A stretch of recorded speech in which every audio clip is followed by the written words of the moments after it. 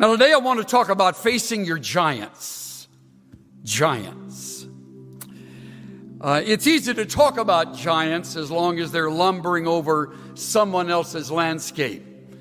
But when you find them at your doorstep or discover that one has invaded your home, or even more dangerously come inside your head, you realize how intimidating a giant can be. They have several names, these giants of ours. If I had the time, I would rattle off 12 or 15, just a few to start our thinking. There's a giant called fear. Fear. Even though most of us don't want to admit it, most of us entertain fears. If you're among those who are looking at the school, one of your fears would probably be financial circumstances, the fear of inadequacy, the fear of academic demands.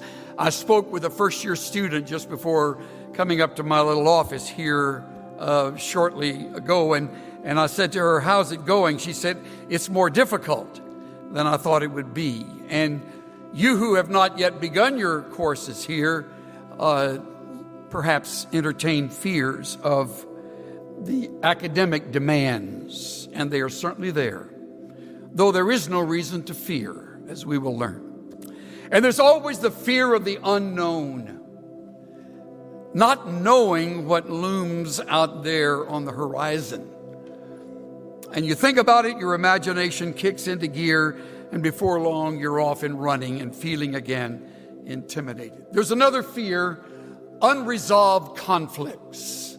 Maybe there are some going on in your marriage, maybe in a friendship that was once strong and close, but now because of the conflict you're at a distance from each other. You feel fractured.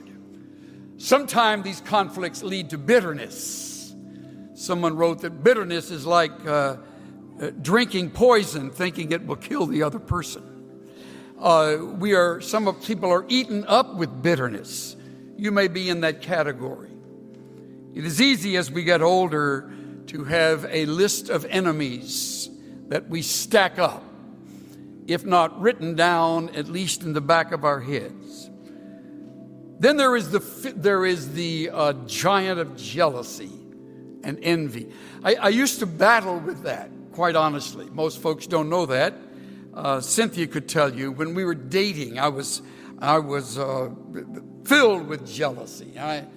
I worried about the most stupid things, and as I look back, it still feels embarrassing. But I don't know of any sin that attacks the ministry like envy or jealousy. When you realize that God's blessing rests on certain individuals and doesn't feel like it rests on you in the same capacity, or they may have a church that's larger than your church, or their ministry may have extended beyond what yours ever will, how easy it is to feel jealous. And the giant of envy moves in and steals what could otherwise be joy and a sense of confidence and gratitude that God is using any one of us for his purposes. And of course, my list has to include lust. The fire of lust that burns in the chest of all of us. It often smolders in secrecy. It hides behind pornography on the internet or the hidden secrets of our hearts. Some of you today are addicted to this giant, and it's the best kept secret. No doubt those in your own home don't even know that giant has you cornered and has brought you under his thumb. It's frightening when you think about what that might do in the future as it gets a grip on your life, and one day it will be found out. Or maybe the lust is simply the kind of lust that attaches itself to greed. another giant. And finally, I would list discouragement, which leads to depression. I come across that often when I speak to fellow ministers or talk to students and talk to people in our church. The struggle with just discouragement, that gnawing giant that eats away at you in unguarded moments. And you can't always, in fact, you rarely can just explain how it got started. But there it is again. And it hits you at the most unusual time. When you would least expect it, you fall into the valley of discouragement. Or as the old book says, the slough of despond. Whatever may be your giant, let me tell you that I've learned over the years that giants work most effectively in valleys. When we have hit a valley, that's when the giant begins to march toward us and intimidates us the most. There's a giant that appears in the pages of the Scriptures in the 17th chapter of 1 Samuel, a story you have heard since you were a child in Sunday school. I return to this story, in all honesty, once or twice a year. And I just sit down and I read the 17th chapter of 1 Samuel. Every time I read it, I see more and more. We read in verse 2 of 1 Samuel 17 that Saul and his men, the men of Israel, had gathered and camped in the valley of Elah and drew up in battle array to encounter the Philistines. If you're ever in Israel, you must visit this valley. The thing I noticed when I was first there, way back in my first visit to Israel, is how vast it is. I thought it would be a small valley with a little creek, but it's enormous, huge, sloping on one side, and then at the base, where apparently at one time a stream ran through, and then on the other side the slope there. That's where they are.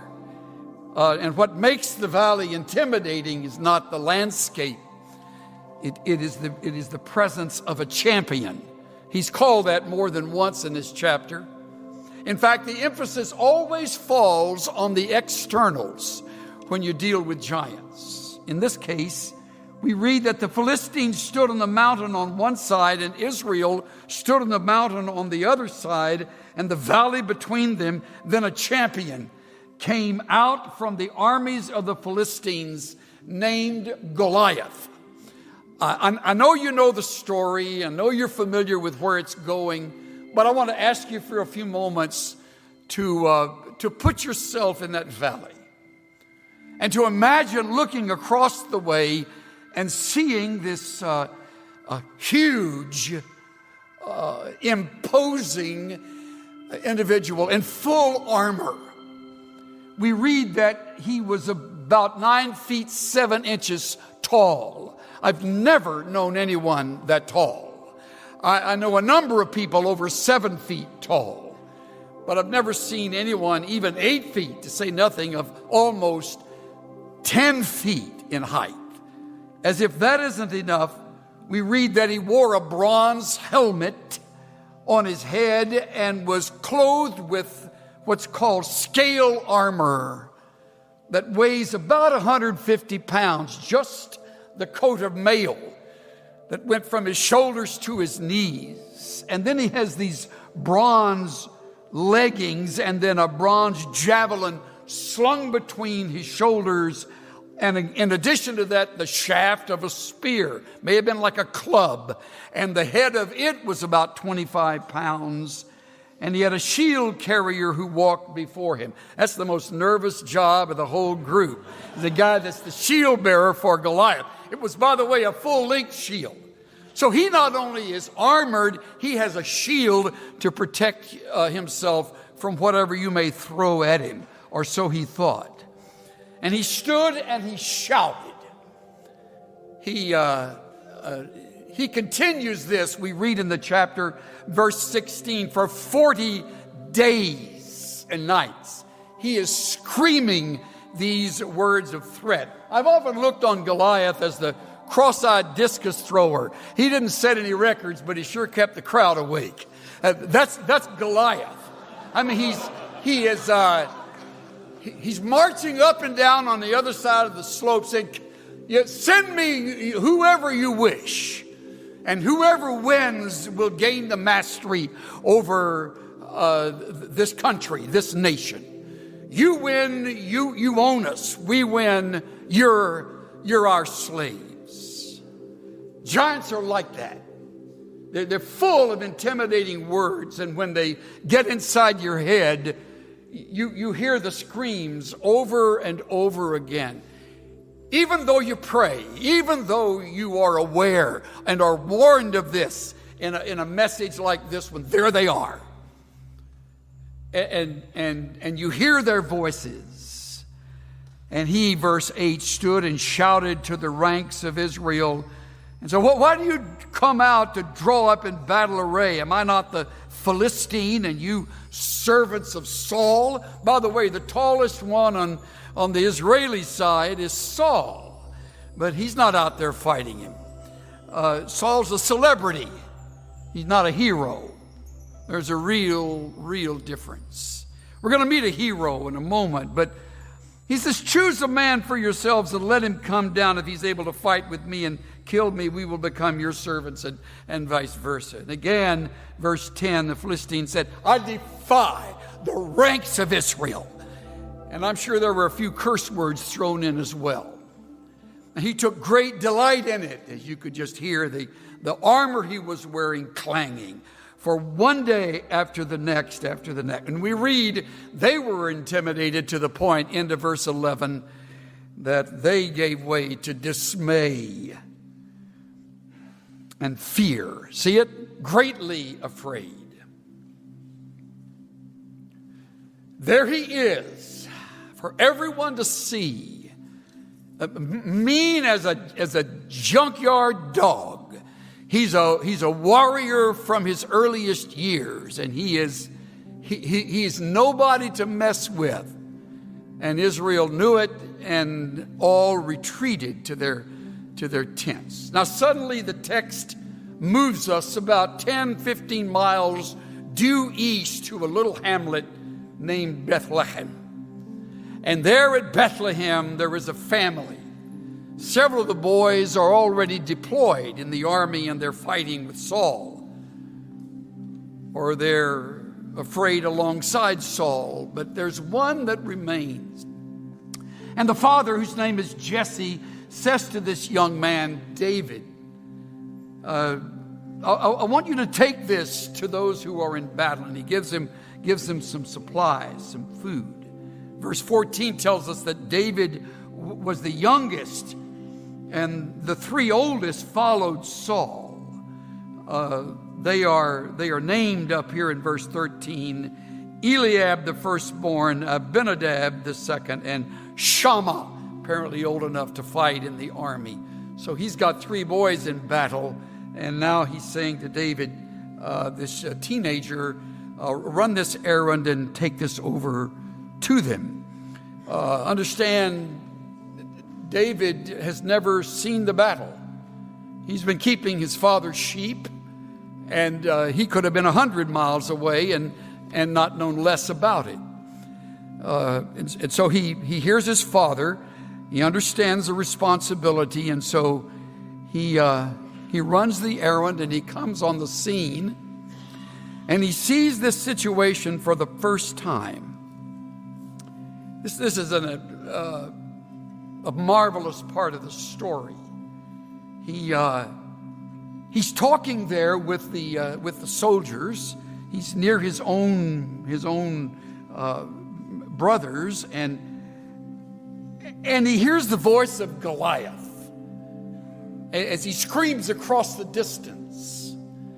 And David, who is unintimidated, fresh out of the field, having protected the sheep, as we will read from from wild animals, which, by the way, that is never recorded when that happened. So all of this is happening in his private world, but that's his background.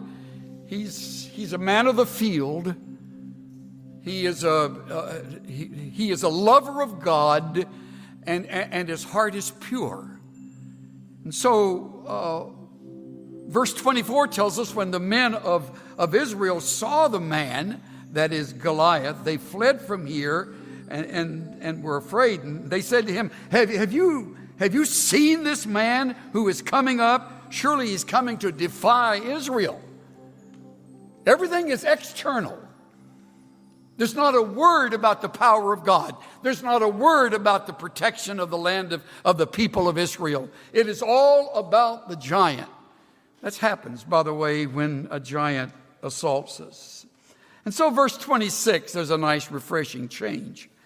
David spoke to the men who were standing by him and said, "Oh, what will be done for the man who kills this Philistine and takes away the reproach from Israel? For who is this uncircumcised Philistine that he should taunt the armies of the living God?" How beautiful is that?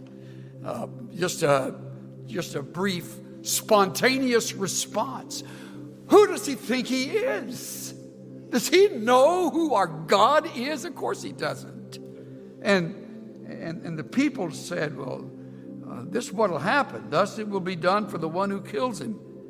And they described to him the reward, which, by the way, wasn't all that great. It was Saul's daughter. That's another story. But anyway, Eliab, I like the brothers. We all got older brothers, don't we? Eliab, his oldest brother, heard him speak, and Eliab's anger burned against David, of all things. Eliab's not out there fighting that dude. He's back with his knees knocking in the tent, but his young runt of a brother shows up and says, "Who is this uncircumcised Philistine?" And Eliab has a choice word for David. He said, "Why have you come down?" Listen to this. "And with whom have you left those few sheep out in the field?" Makes you want to cut his lips off when you hear a guy say something like that. I'm surprised David didn't slug him. But of course, he's not the enemy. That is not the main enemy. There'll always be people who will bring you down. There will always be folks who want to make you look foolish, especially when you decide you're going to walk by faith and not sight, especially when you determine you're going to have a ministry that's different. It's not based on what everyone else is doing and saying and communicating. It's based on what you know the Word of God teaches, and that's what you're going to be doing. You're committed to it. And in come the giants, and in come the friends of the giants. "And with whom have you left those few sheep in the wilderness?" I know your insolence and the wickedness of your heart. You have come down in order to see the battle. There's a suggestion that it might even say, "Be seen at the place of battle." You've come so folks will think you're a big shot. David said, wasn't I just asking a question? I like the way the old King James renders this. "Is there not a cause?" You men don't realize that there's a cause to fight for?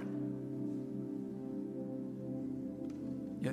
The giant wore scales, but believe me, the more obvious scales were those on the eyes of everyone in Saul's camp who focused on the giant. The giant. It's all about the giant. David's focus is on the Lord his God, as we're going to see.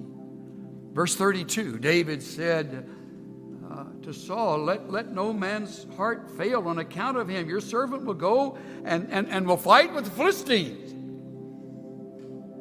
Now listen to Saul. Saul said to David, "You're not able to do it." Isn't that encouraging? I mean, Saul's not doing it. You'd think he'd be willing to have anybody go and give it a try. But of course, this young teenager standing in front of him, he says, "You're but a youth," and he's been a warrior from his youth. David said to Saul, "Your servant," now listen to this, only time you'll know about it. David says, "Oh no, you don't understand, King Saul. back when I was keeping my dad's sheep, there was a lion and a bear that came and took a lamb from the flock, and I went out after him and attacked him. When's the last time you visited a zoo and got a real good look at a lion, or been up in Alaska and seen a bear? You want to have a lot of distance between you and that bear you're looking at. They're the top of the food chain. They're the baddest things around. And he said, well, a lion come and look at how he puts it. He said, I went after him and attacked him and rescued it. That's the lamb from his mouth. And when he rose up against me, I seized him by the beard and struck him and killed him. No one ever would have known it if it hadn't been for that verse of Scripture. And he says, your servant has killed both the lion and the bear. This uncircumcised Philistine is nothing compared to those four-legged animals I've fought with, and God has given me a victory over.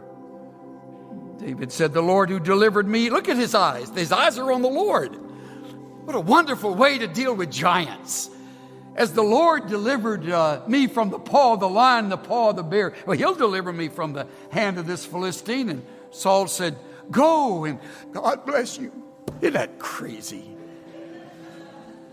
Okay. But that's not all Saul says. Look at the next scene. Saul clothed David with his armor. Saul is a 58 long, and David is about a 36 regular. And so he puts all of this on him. He looks like a walking garage sale from an Army Navy surplus store. He's got a helmet looking out the ear hole of it. He's got big old Saul's armor and got big old boots on. And David, look at how it reads. I love this. He clothed him with his garments and put a bronze helmet on his head, clothed him with his armor and girded his sword over his armor. And David tried to walk, for he had not tested them. So David said, I cannot go with these. May I add that you cannot fight in someone else's armor. You got armored men and women sitting on this platform whose lives we all respect. They don't walk on water, but I'll tell you what, they're about the best around. But it's easy to think that something about them will somehow become yours by osmosis. It doesn't work like that. Someday you're going to be on your own. You won't hear their voices anymore. You're going to be out there in your own valley. And you'll realize, I can't fight in their armor. And even though I respect them, their stuff doesn't fit me. David said, I've got to go with what the Lord has equipped me with. He said, I've not tested them. And so David took them off. He laid it all in a pile. And look, this is so good. He took a stick in his hand. Isn't that great? As a giant takes a stick in his hand, chose 5 smooth stones from the brook, and put them in a shepherd's bag which he had, even in his pouch. So he takes this pouch he's got hanging from his waist, and he puts these stones in this pouch. And we read, and he approached the Philistine. The Philistine came and approached David with the shield bearer in front of him, and he disdained him. He was but a youth. And Philistine, verse 43 says, am I a dog? What is this? As a matter of fact, you are. Am I a dog that you come to me with sticks? And the Philistine cursed David by his gods. How dare he do that to God's anointed? It all flies by David. It doesn't in any way hit him. David stands there with the stones rattling in the bag on his hip and a stick in his hand. And David says to him, you come to me with a sword and a spear and a javelin. I come to you in the name of the Lord of hosts, the God of the armies of Israel, whom you have taunted. Champions never heard words like that. By the way, you got to stand up the face of a giant. Especially if the giant's name is legalism. You'll fight it throughout your ministry. I've learned that if I don't deal with legalists straight on, face to face, with strong words, they don't hear you. And they do their best to tear your church apart or to put people under their control. And David says to him, this day the Lord will deliver you into my hands, and I'll strike you down and remove your head from you. Isn't that a great line? I'm going to knock you down. I'm going to remove your head from your bod, okay? Just want to set it straight before I do it.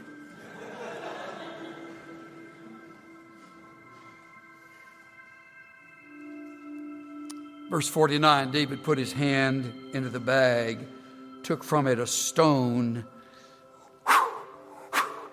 Can't you hear? Funk! Hit him right between the running lights. I mean, he fell like a sack of salt. Just like that. Gone. Now you're talking. That's really all it takes. In fact, the simple statement is verse 50. David prevailed over the Philistine with a sling and a stone and struck the Philistine and killed him. But there was no sword in David's hand. He didn't fight with swords. He had learned to fight with stones and a staff. That's what worked for him. And he had cultivated it. And the men of Israel and Judah arose and shouted and pursued the Philistines as far as the valley and to the gates of Ekron. And we go back to David. David, verse 54, I like this part, took the Philistine head and brought it to Jerusalem. So David stands over the champion, cuts that old head off, holds it up like this. It'd make every Marine salivate. There it is. Look at that. That's what he really is. He's nothing. He's nothing in comparison to the Lord our God. And he brought the head to Jerusalem. And notice in verse 54, he put the weapons in his tent, David's tent. Don't go too quickly over this wrap up of the battle. That's significant. What else is in David's tent? How about the paw of a bear? How about the mane of a lion or the tail? Just a reminder of those lion and bear moments when God wrought a victory through him. He put the weapons in his tent. My time is up, but I brought along a bag of stones, which came from the valley of Elah. That's right.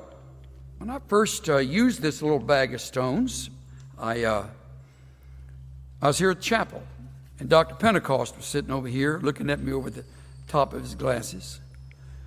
He's been to Israel as much as Jesus, and so he listens to me as I say, I'm down there fingering these stones, and I'm thinking, boy, maybe David looked past some of these and chose the ones he chose. How great is that? Dr. Pentecost said to me later, hey, Chuck, says, you need to know that about every month, Tel Aviv sends a dump truck down to the valley, and for the sake of the tourists, drops all those stones in there. Leave it to Pentecost to mess up a great illustration, huh? So I now tell people these are not David's stones, but these are stones that at least were right where he got his. Let me give you 5 things to remember about giants. Here we go. Number 1. All giants seem larger than they really are. All giants seem larger than they really are. You think you'll not be able to get control over whatever that giant is, one I named or maybe one I didn't name. It seems larger than it really is. is not larger than our God. It's not larger than your Savior. Here's the second. Success in facing giants depends on how well you prepare for them. By the way, you do that in private. We're not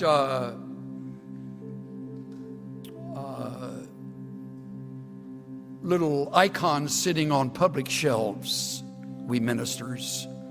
We do our best work while no one is looking, or we should. It's where you prepare your heart. That's where you pour out your soul. That's where you cry out for God's help and remind yourself that the battle is His. It's in private. So success in facing your giant depends on how well you prepare for that giant. 3, never forget your own lion and bear stories.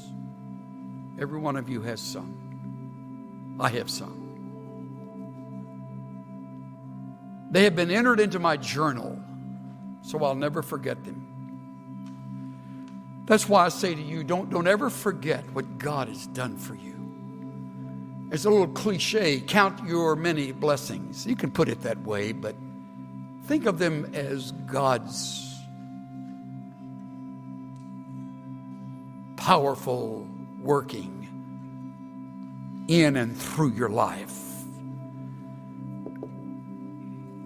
Never forget your own lion and bear stories. Remember that magnificent, impossible situation that God turned around for you. Remember that prayer that you offered in a weak faith, and by the grace of God, He answered.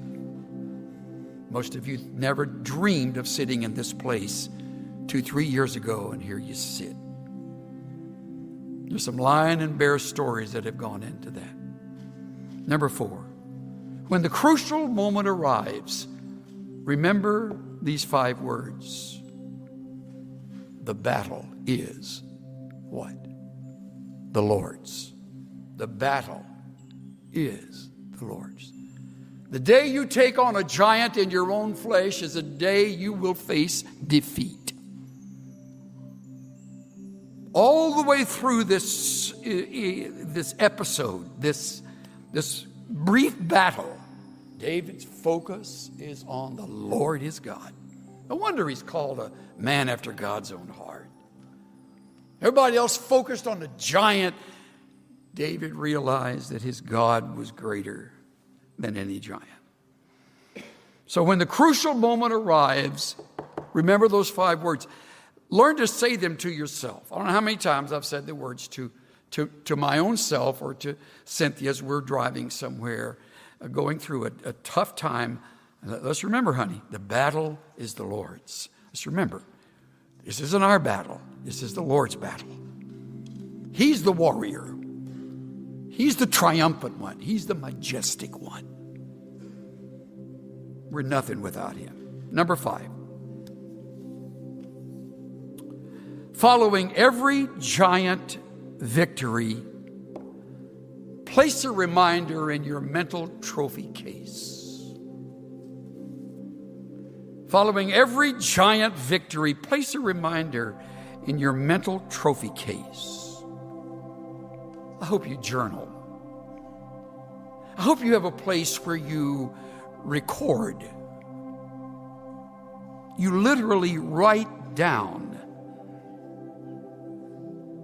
the way God handled whatever and slew your giant. Years ago, all of us remember the very effective life of Corrie ten Boom. Remember her words when she would describe what she was going through with Betsy before Betsy's death? And then finally standing there in that death camp, not knowing what tomorrow was going to bring, she came to realize there is no pit so deep, but that he is not deeper still. May I play on that for what I'm trying to say today? There is no giant so great that he is not greater still.